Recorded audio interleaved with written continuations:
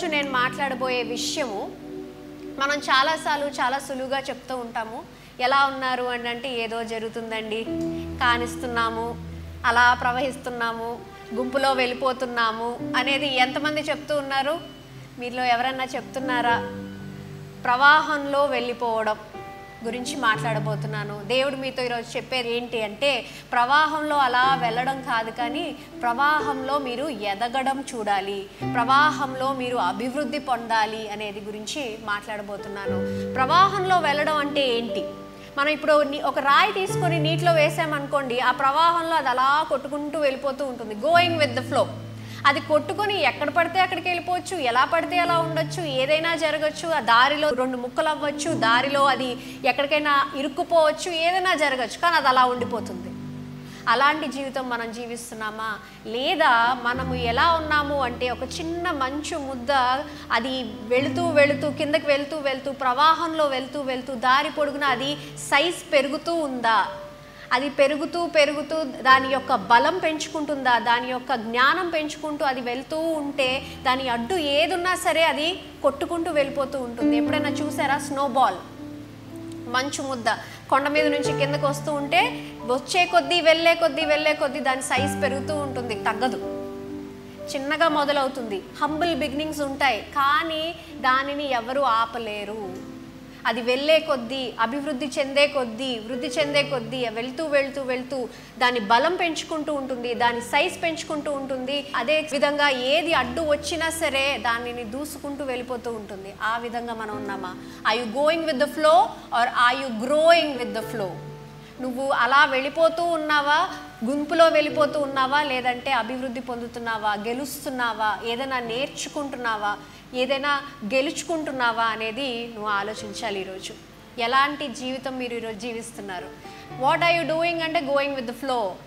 How is your life అంటే, oh it's happening, it's going with the flow. Are you going with the flow or are you growing with the flow అనేది ఈరోజు మీరు మళ్ళీ ఒక్కసారి ఆలోచించుకోవాలని అనుకుంటున్నాను. God has not made us to go with the flow. మనల్ని దేవుడు సృష్టించినప్పుడు ఏది పడితే అలాగా, ఎలా పడితే అలాగా ఉండమని మనకు చెప్పలేదు. మనల్ని సృష్టించినప్పుడు క్లియర్ కట్ కమాండ్మెంట్స్ ఇచ్చారు, ఏం చేయాలి, ఎలా చేయాలని మనకి నేర్పించారు. ఆదికాండము 1:28 రాసింది, దేవుడు వారిని ఆశీర్వదించెను, ఎట్లనగా మీరు ఫలించి అభివృద్ధి పొంది విస్తరించి భూమిని నిండించి దానిని లోపరుచుకొనుడి, సముద్రపు చేపలను ఆకాశ పక్షులను భూమి మీద ప్రాకు ప్రతి జీవాన్ని ఏలుడని దేవుడు వారితో చెప్పెను. ఏం చెప్పారు ఇక్కడ దేవుడు? ఎలా పడితే అలా ఉండు, ఏది పడితే అది తీసుకో, ఇష్టమైంది చేసుకో, ఎక్కడికైతే వెళ్ళు అని చెప్పారా? లేదంటే ఫలించు, అభివృద్ధి చెందు అని చెప్పారా? ఎలా ఉండమని చెప్పారు? ఫలించమని చెప్పారు. ఫలించే వ్యక్తిగా నువ్వు ఈరోజు ఉన్నావా, లేకపోతే ఏది పడితే అది, ఎలా పడితే అలా జీవిస్తున్నావా? అభివృద్ధి పొందుతున్నావా లేదా? Are are you just going with the flow? ఎవరో వచ్చి ఏదైనా చెప్తారు, గోయింగ్ విత్ ద ఫ్లో అంటే ఏంటి, ఎలా పడితే అలా వెళ్ళిపోవడం అంటే ఏంటి? ఎవరైనా ఏమైనా చెప్పచ్చు, అది మనం పట్టుకొని వెళ్ళిపోతాం. ఈరోజు ఇక్కడికి రమ్మనొచ్చు, అక్కడికి వెళ్ళిపోతాం. అది నేర్చుకో అని చెప్పచ్చు, అది నేర్చేసుకుంటాం. ఈ కోర్స్ చేసుకోరా, ఇది బాగుంటుంది అని చెప్తారు, ఆ కోర్స్ చేసేస్తాం. దానివల్ల మనకు ఉపయోగం ఉందా లేదా, మన కెరియర్కి అది ఉపయోగం ఉందా లేదా, is it building my family, is it building my relationship? Nothing matters, you are just going with the flow. అలా ఉండకూడదు మనం ఈరోజు. ఏది పడితే అది, ఎవరు చెప్తే అలాగా, ఎక్కడ పడితే అలాగా వెళ్ళిపోదాం, చూద్దాంలే ఏం జరుగుతుందో చూద్దాంలే అన్న ఒక మైండ్ సెట్తో, అలాంటి ఒక ఆలోచన పద్ధతిలో మనం ఉంటే మనం ఎటువంటి సక్సెస్ మనకు ఉండదు. When you see that stone, ఆ స్టోన్ అది నీళ్ళలో ప్రవహిస్తున్నప్పుడు ఎలాంటి ఇంపాక్ట్ అన్న చేస్తుందా, ఏదన్నా ప్రభావంగా చేస్తూ ఉంటుందా? అదేవిధంగా when you see the snowball as it rolls down, it creates an impact wherever it is there. Are you being a person of impact or are you just flowing just like that? నువ్వు వచ్చింది వెళ్ళింది కూడా ఎవరికి తెలియట్లేదా? నువ్వు ఉన్న ఆఫీస్లో నువ్వు ఎవరు తెలీదా? నీ చుట్టుపక్కల ఉన్న 5గురికి తప్పితే ఇంకో 10 మందికి నీ గురించి తెలీదా? It's time to start thinking about your self. నీ యొక్క జీవితం గురించి, నీ యొక్క జీవన విధానము గురించి మళ్ళీ నువ్వు ఆలోచించడం మొదలెట్టాలి. What is the impact that you are giving to the world today? ఎలాంటి ప్రభావము అయిన జీవితము నువ్వు జీవిస్తున్నాము అనేది మీరు ఆలోచించాలి. Are you just going with the flow or are you growing with the flow? ఇక్కడ దేవుడు మనల్ని ఫలించండి, అభివృద్ధి చెందండి, విస్తరించండి అని చెప్పారు. ఎలా పడితే అలా ఉండండి, ఏది దొరికితే అది చేయండి అని చెప్పలేదు. అది గుర్తుంచుకోవాలి మనం. అలాంటి మైండ్ సెట్ నుంచి మనం ముందు బయటికి రావాలి, అలాంటి ఆలోచన విధానం నుంచి ముందు బయటికి రావాలి. మనం ఒక మంచు ముద్ద మీరు చూసినట్టయితే ఆ స్నోబాల్ చిన్నగా స్టార్ట్ అవుతుంది, అది ఇలా తగిలితే విరిగిపోయేటట్టు ఉంటుంది. కానీ అది వెళ్ళే కొద్దీ, టైం ఫ్యూచర్లోకి వెళ్ళే కొద్దీ, టైం పడుతున్న కొద్దీ, అది ముందు అడుగు వేస్తున్న కొద్దీ బలం పెరుగుతుంది, దాని సైజ్ పెరుగుతుంది. ఏది అడ్డు వచ్చినా సరే నేను ఎదుర్కోగలనన్న బలం ఉంటుంది. దాన్ని చూసి పక్కన జనాలు వెళ్ళిపోతూ ఉంటారు, అంతేగాని దాన్ని ఎదురుగుండా వచ్చి నుంచోరు కదా. మనం అలా అయితే అదే రాయిని మనం నీటిలో చూసినట్టయితే దాని మీద తొక్కుకుంటూ వెళ్ళిపోతాం, ఎటువంటి ప్రభావం ఉండదు. మనం ఎలాంటి జీవితం జీవిస్తున్నాం ఈరోజు అని చెప్తున్నాము. ఎదగండి అని చెప్పినప్పుడు ఎందులో ఎదగాలి? తినేసి సైజులో ఎదగడం కాదు.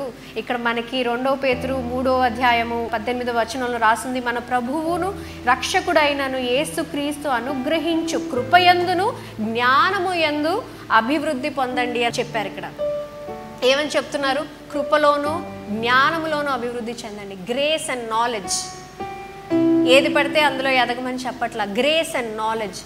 దేనిలో ఎదగాలి అంటే కృపలో ఎదగాలి, జ్ఞానములో ఎదగాలి, నీ ఆధ్యాత్మిక జీవితంలో ఎదగాలి, నీ యొక్క ఇతరులపైన చూపించే ప్రేమలో ఎదగాలి, వారిపైన చూపించే దయలో ఎదగాలి, నీ యొక్క విశ్వాసంలో ఎదగాలి.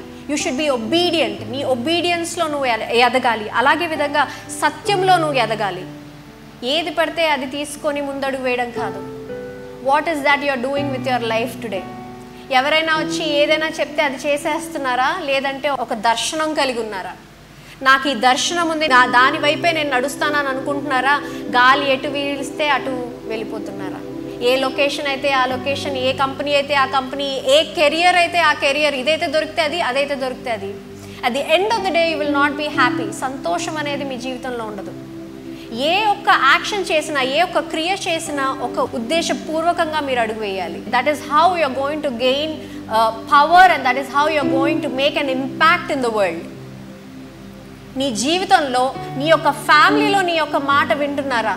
నీ మాటకు ఒక గౌరవం ఉందా? నీ మాట చెప్తే ఎస్ వీళ్ళు చెప్పారు అది చేద్దామని అనుకుంటున్నారా? లేకపోతే ఆయన ఎటు వెళ్తే అటు వెళ్తారండి, మనం ఆయన గురించి పట్టించుకోవద్దని చెప్తున్నారా? ఎవరితో మీరు మాట్లాడాలనుకుంటారు? ఏమండి మీ జీవితం ఎలా ఉందంటే, ఏదో అండి నడుస్తుందన్న వాళ్ళతో మాట్లాడతారా? నేను ఇది చేస్తున్నాను, ఇది సాధించాలనుకుంటున్నాను, ఇది నేను సాధించాను అని చెప్పిన వాళ్ళతో మీరు మాట్లాడతారా? ఎవరితో మీరు మాట్లాడాలనుకుంటారు? నడుస్తుంది, జీవితం నడుస్తుంది, నేను నడుస్తున్నాను, పక్క నుంచి అలా గుంపులో వెళ్ళిపోతున్నాను అనుకుంటున్నారా? Create an impact. God has made you to create an impact. మీకు ఒక దర్శనం ఇచ్చారు, మీకు క్వాలిటీ ఇచ్చారు. Stop being like the pebble. ఆ చిన్న రాయిలా ఉండడం ఆపేసి నేను ఎదుగుతున్నానా, ముందడుగు వేస్తున్నానా, వెళ్ళే కొద్దీ నేను ఏమైనా నేర్చుకుంటున్నానా అన్న ఒక మనస్తత్వము, అన్న ఒక ఆలోచన విధానము మనం స్టార్ట్ చేసుకోవాలి, మనం మొదలు పెట్టాలి. What is that you are doing today? ఎలా నువ్వు చేస్తున్నావు? ఎలా నిన్ను చూసుకుంటున్నావు? వెళ్ళే కొద్దీ నీ యొక్క విశ్వాసం వెళ్ళిపోతుందా? నువ్వు ఫాలో అయ్యే ప్రిన్సిపల్స్ వెళ్ళిపోతున్నానండి అని నువ్వు విశ్వాసం మర్చిపోతున్నావా? దేవుని వాక్యం మర్చిపోతున్నావా? లేదంటే అందులో ఎదుగుతున్నావా? నువ్వు వెళ్ళే కొద్దీ ఇంకా బలపరచబడుతున్నావా? వెళ్ళే కొద్దీ ఇంకా జ్ఞానం పొందుతున్నావా? నీతో పాటు ఇతరులు కూడా సహాయం చేయగలిగే జ్ఞానం నీలో ఉందా అని నువ్వు ఆలోచించాలి. What is that you are doing?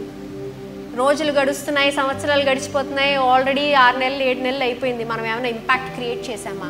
మన పక్క వారిలో కనీసం మనలో ఏమైనా చూసి వాళ్ళు నేర్చుకోగలుగుతున్నారా?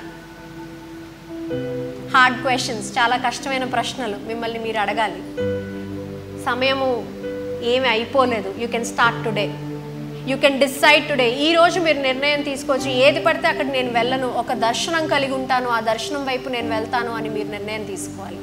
తీసుకుంటే దేవుని యొక్క జ్ఞానము, ఆయన యొక్క ప్రేమ, ఆయన యొక్క విజ్డమ్ మీతో ఎల్లప్పుడూ ఉంటుంది. ఎలా ఉండాలనుకుంటున్నారు, ఎలా జీవించాలనుకుంటున్నారు, ఈరోజు నిర్ణయం మీ చేతిలోనే ఉంది.